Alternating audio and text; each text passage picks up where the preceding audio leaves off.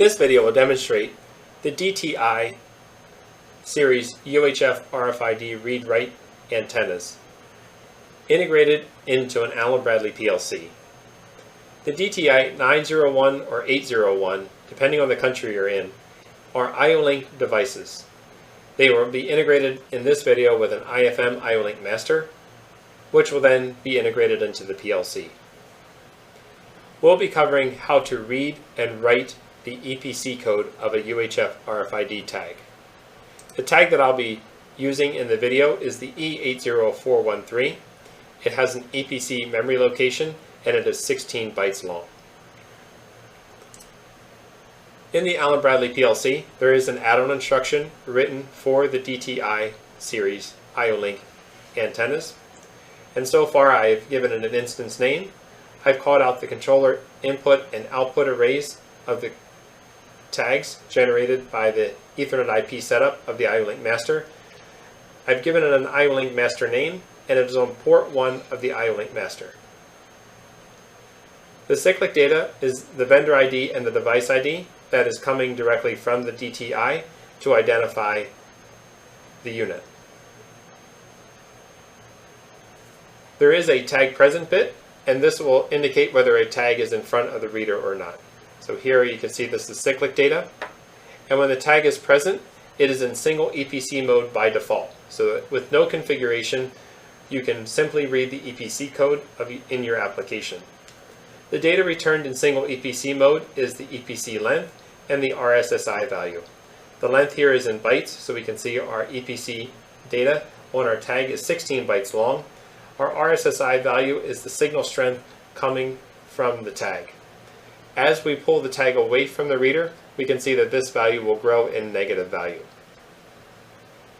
This add-on instruction is specific for single tag applications.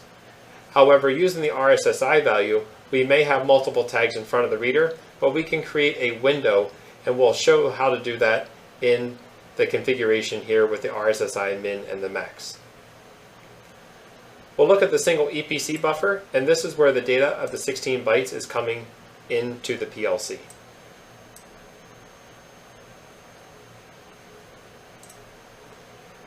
The data on my tag is a value of 16 down to 1. So here is my 16 bytes of data, and this is cyclic data. So as the tag is removed, we'll see that the data goes to 0, and as it passes in front, the 16 bytes is returned. Let's go ahead and look at the configuration to see some more functions of the add-on instruction. Starting with the power and the read and the write, this is creating the field of view in front of the reader.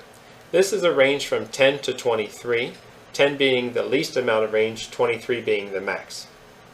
Each one of the inputs into the configuration does have a range, and it is in the manual, or you can also click on the 3 dots, find the tag, and see the descriptions. So for power read, we can see that the range is from 10 to 23 with the default being 23. So on my application, I don't want the full range because I don't want to see everything in the field of view, so we can tone it down to 14 to read and 15 to write. The RSSI value, this is where we can create a window. It is for single tag applications, but there might be more tags in the field of view. So one method would be to adjust the reader, would be not to see the tags at all, but that may not be enough for the application, so we can also set a range. For instance here, I can set this to a -42, and what this will be is the range. If I pull the tag away and it gets to -42 or greater, then I will ignore the tag. So this is a way for me to have a tag in the field of view, but I will ignore it in the range.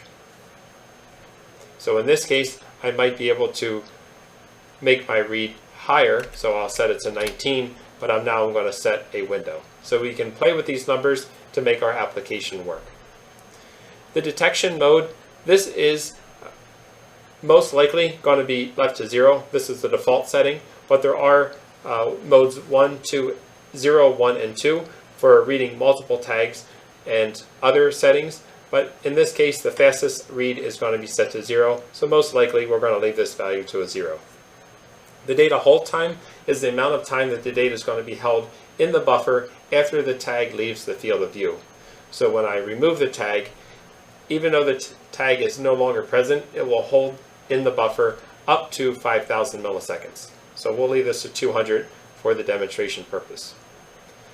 Since we're concentrating on reading and writing the EPC, we do have to select the memory bank because we are going to change our mode from single EPC to auto read mode. In order to do this, we need to select the memory bank that we're going to use. This tag does have 3 different memory banks, the EPC, the TID, and also the user memory.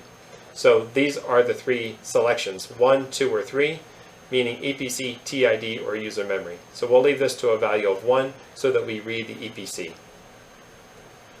It is important when we read the data length that we keep our length of what we want to read. This does have to match exactly what we want to read. We know that the data length of the EPC is 16 bytes long, but when we're in auto read mode, we get more than just the length and the RSSI data. So let's go back to the manual, and we can see that we also get the CRC, the PC, and the XPC bits or bytes of information. This is going to add 4 bytes to our EPC data.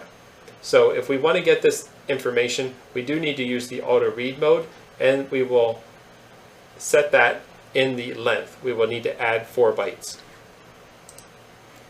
So in this case, we're going to set it to 20 bytes of data to read, 16 plus the 4 bytes of extra data.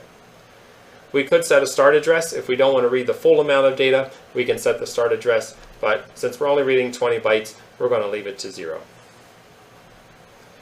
We're now ready to set the configuration command trigger. We can see that our command ready bit is high, our IO link master is ready for a command, and when we set the command, it'll go busy, and the configuration commands will be complete.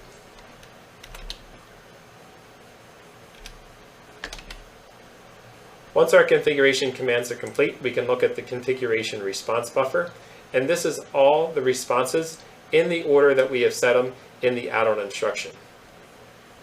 So I have imported the instructions or the descriptions here in the tags, and so we can see our response to our writes. All the zeros here mean there were no errors when we sent the information, and then we started to read the information back. So this is starting at 19 and ending at 20 and 0. This is the information responded back. Because this is a negative value, this 214 does equal to minus 42 if we convert the data. But this is a way to confirm that our DTI is configured for our application. This configuration can be set, and any of these values can be changed at any time as long as the AL 1x, 2x command ready bit is high. So we can always reset this information, change it on the fly, and get the information we need. We'll see here that we are in single EPC mode, but we're ready to auto read the EPC. If we change this to a 2 or a 3, then we would auto read the TID or the user memory. But this is just an indication that when we're in the auto read modes, we will be reading the EPC code. When we change the antenna mode to a value of 1, we will see that we will go to the auto read mode, and we'll go to auto read write has been done. This done bit is an indication that the auto read buffer has been updated. So if we look at our auto read buffer, we'll see that our first 4 bytes is the information that we saw in the manual, and then we have our 16 bytes of data. So this is our 20 bytes of data that we asked to read. So our additional data and our EPC value. This data again is cyclic. Once the data, it's auto reading each time. So we could have multiple tags come through, and we would read the EPC of each one as long as we are reading the 20 bytes of data. Now we are ready to write the EPC. When we want to write the EPC, first we will change the mode to a value of 5.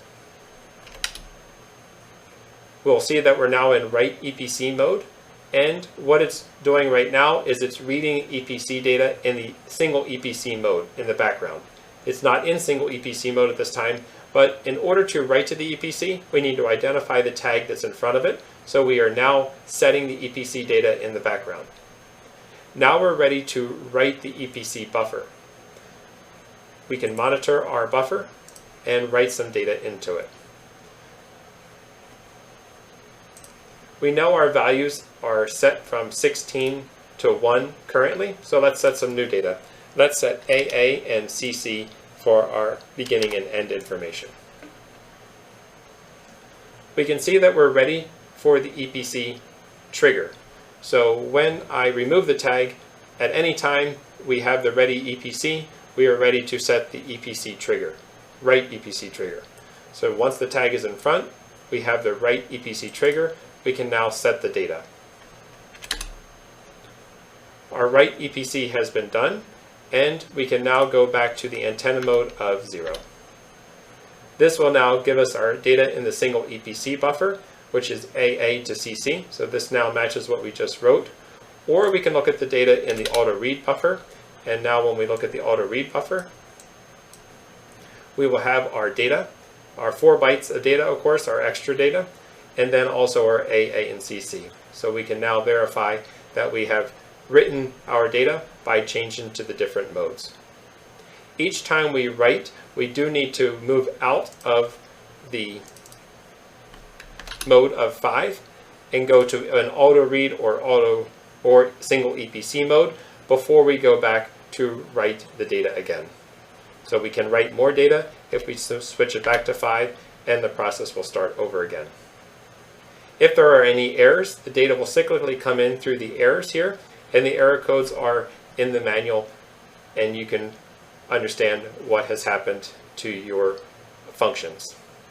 So this add-on instruction does have more functionality. We can also auto-write the EPC, or the user memory data. We can look at the TID data as well, and this will be covered in other videos. But this is how we can read and write the EPC values to a tag.